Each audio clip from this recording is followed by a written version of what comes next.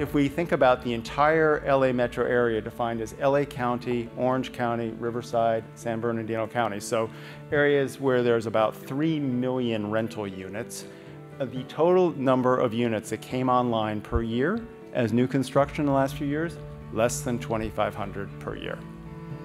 So we're talking about a tiny drop in the bucket for a market that has 3 million rental units. This is really the core problem.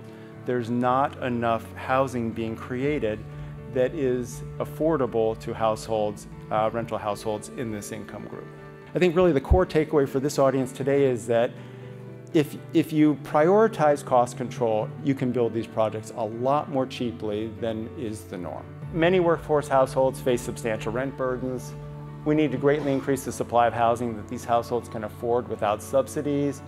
And to achieve that goal, we really need to think innovatively. Both based upon my data and my real life experience of going out and meeting with our residents, I find that about 80 to 85% of the people who live in our affordable housing have jobs. Income levels in our affordable housing is probably about that 40% range, which is about $35,000 a year.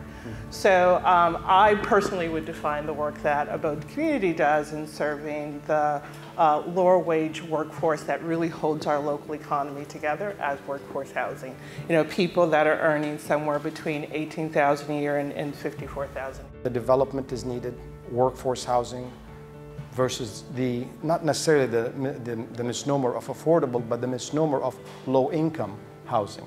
It is also serving as workforce housing and continues to be successful in other areas at the larger projects that are more efficient in both construction, size, operation, and as a result, minimizing the need of additional subsidy. If you could take people who live 40 miles away and get them to the jobs in 20 minutes, then you've completely changed what the definition is of the housing market, and you've taken places where houses on average cost under $200,000 and owner-occupied houses, and you've put them in reach of jobs.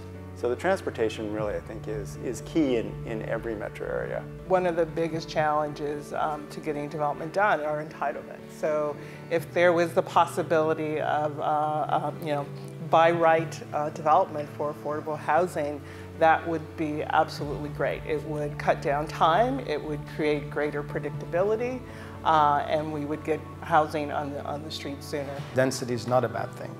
Smaller sizes is not a bad thing.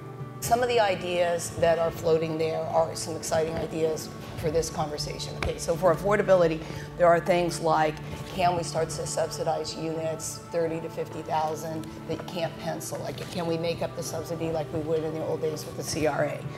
Can we land bank in a down economy, right? Because we know it's not always going to be beautiful, right? And eventually the cycle will come back. Rapid rehousing, where we actually subsidize people before they fall into poverty, like they've done in all different parts of the country right now. We have a lot of social needs, and we're trying to address a lot of social aspects within our communities and society.